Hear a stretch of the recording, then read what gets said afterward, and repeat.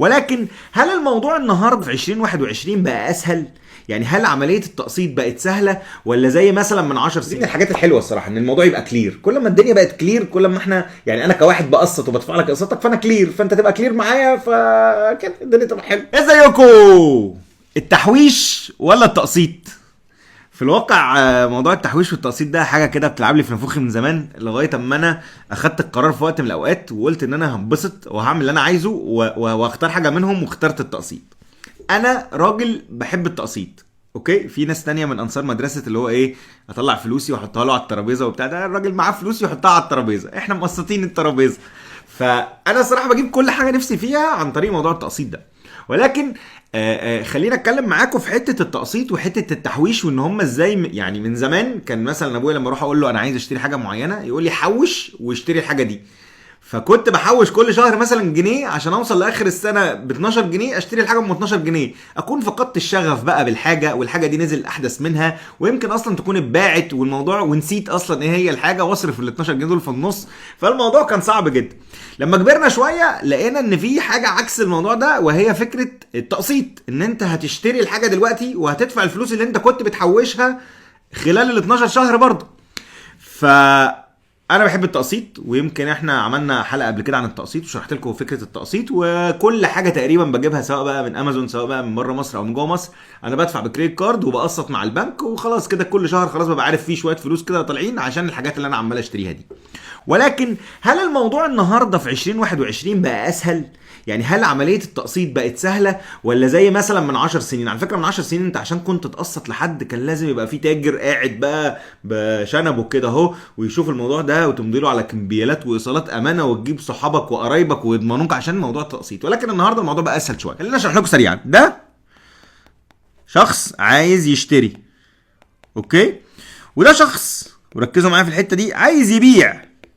الحته دي مهمه جدا، لان انت النهارده لو احنا سهلنا عمليه الشراء ما بين المشتري والبائع، اوكي، باي طريقه من الطرق، الراجل اللي هيبيع ده يبيع اكتر فهيكسب اكتر، فهيبقى عايز يبيع اكتر باي طريقه او باي شكل. فكان اللي بيشتري بيروح عشان يقول للراجل والله انا عايز اشتري منك الحاجه بتاعت اللي هي مثلا ب 100 جنيه، الحاجه اللي ب 100 جنيه دي، اوكي. فكان دايما بيبقى محتاج ان يبقى معاه 100 جنيه. فطبعا لو 5 6 ومش كلهم معاهم 100 جنيه فمستنيين يحوشوا، فالراجل ده بيفضل مستني ان الناس دي تجيله.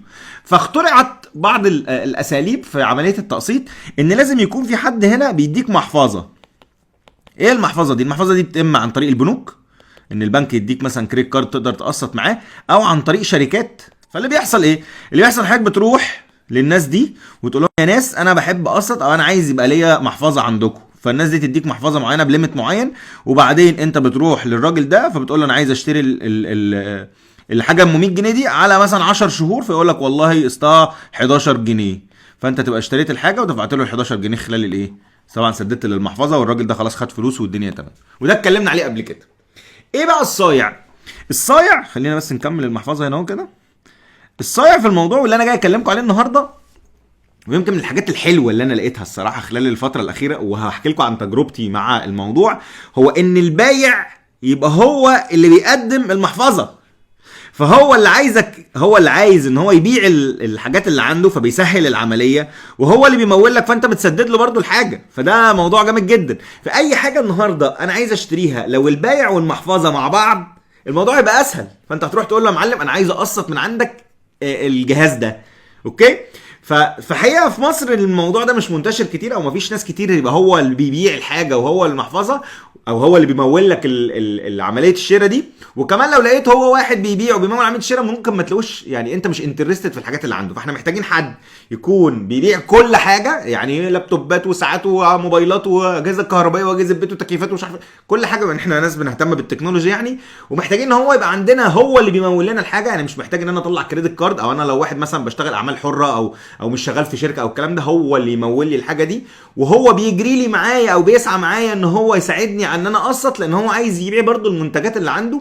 فدي حاجه كويسه، وهبقى ملتزم معاه وافتح عنده محفظه واعيش حياتي من غير بقى ما اخد من الكريدت كارد بتاعتي، او لو ما عنديش كريدت كارد، او لو انا ما عنديش شغل ثابت او الكلام ده كله. فهو مفيد اكتر لكل الناس، يعني مفيد اكتر من اول واحد ما بيشتغلش او عنده شغلانته شغلانه حره، لغايه اما واحد معاه كريدت كارد او عنده حساب او عنده محفظه في اي مكان. بتروح وتقول له يا عم انا عندي محفظه في البنك الفلاني، هيقول لك والله انا هطلع لك محفظه زيها. ايه بقى الحوار ده؟ سايت يا جماعه دخلت عليه من فتره كده، احكي لكم على الموضوع. معلش يا شروق تعبناكي والله. ايه بقى الموضوع؟ انتوا طبعا لو تعرفوا رزق الله، رزق الله هو من الاماكن اللي هي بتبيع الاجهزه الالكترونيه. اوكي، هو عمل هو طبعا عنده فروع كتير جدا، ويمكن بدا يعمل فكره التقسيط بشكل منظم، وانا احكي لكم عن تجربتي في الموضوع ده. بصوا انا فتحت اكونت برضه عشان تبقوا عارفين، انا فتحت اكونت على رزق الله اونلاين على رزق الله. اهو الاكونت بتاعي، انا طبعا كنت بدور على مكنه الحلاقه، وطلع لي كريدت ليميت. يعني ايه؟ يعني فتح لي محفظه ان انا اقدر اشتري من عنده حاجات ب 30,000 جنيه.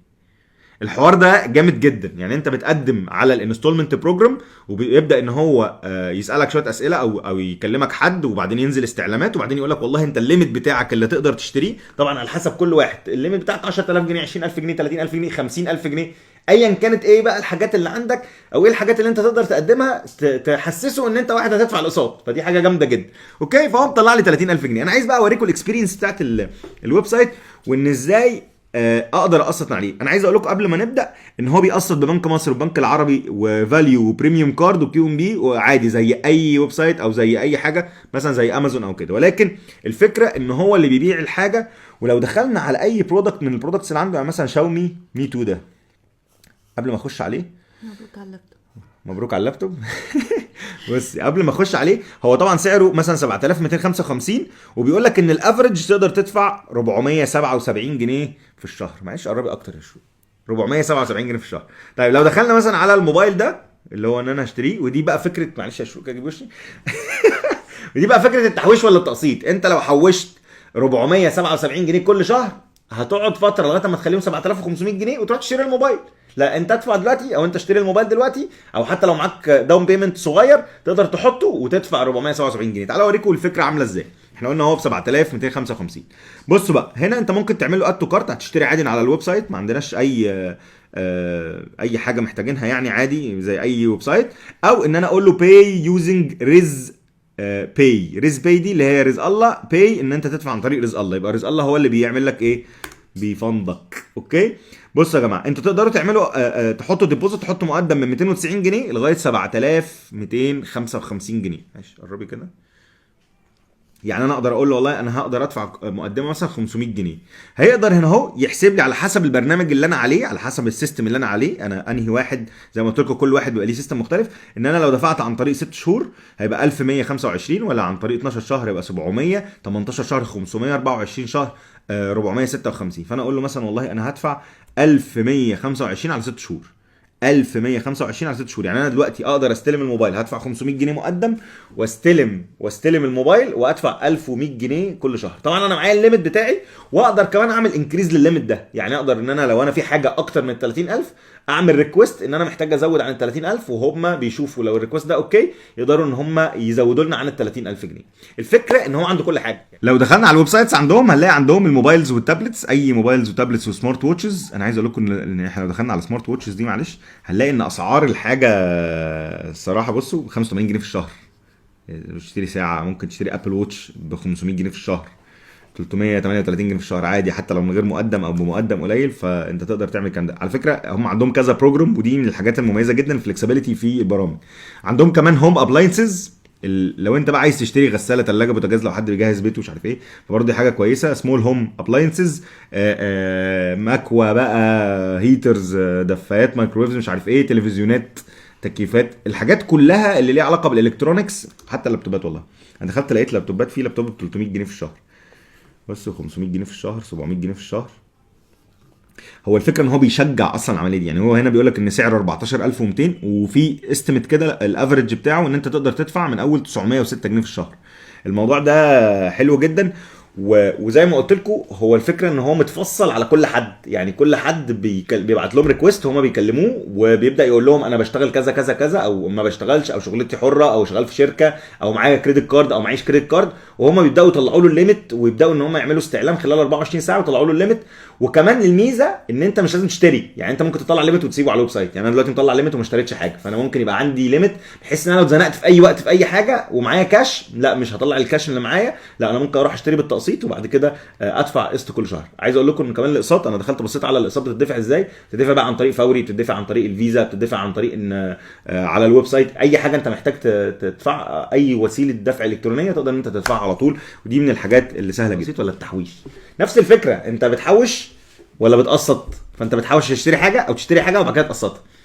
انا كده كلمتكم على اغلب الحاجات، وصراحه انا بالنسبه لي الويب سايت ده كنز. فكره ان يبقى فيه هو حد هو اللي بيبيع، واللي بيبيع ده هو اللي بيمول لك، ومش انت بتعمل بلوك على الكريدت كارد بتاعتك ولا بتشتري بتخلص الليميت بتاعك في البنك ولا الكلام ده، وان هو بيعمل لك ليميت منفصل، وان انت لو منتظم في السداد بيكبر لك الليميت تقدر تعمل ريكويست.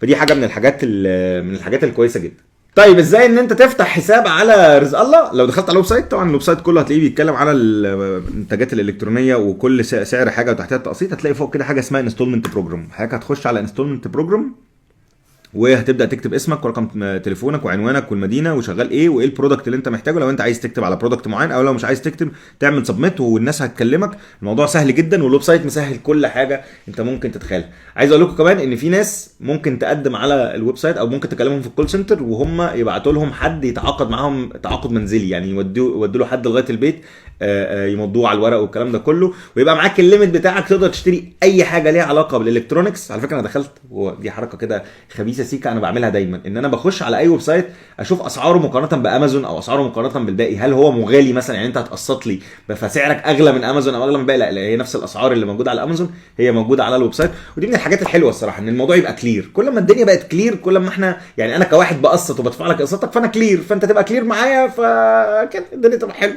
صراحه هو من الحاجات الجميله واللي انا اتشجعت الصراحه ان انا اقول لكم عليها وفعلا هايلايت حاجه زي كده، لان بما ان انا بشتري حاجات كتير فانا شايف ان انا ممكن اشتري 3 4 حاجات في الشهر وبقيه السنه اقسط لهم الحاجات دي. ونقول التحويش ولا التقسيط؟ تحويش ولا التقسيط بذمتك؟ انت معايا صح في مدرسه التقسيط كلنا تلاقينا في اخر الشهر معناش فلوس كلنا. اوكي، جامد ولا مش جامد؟ جامد.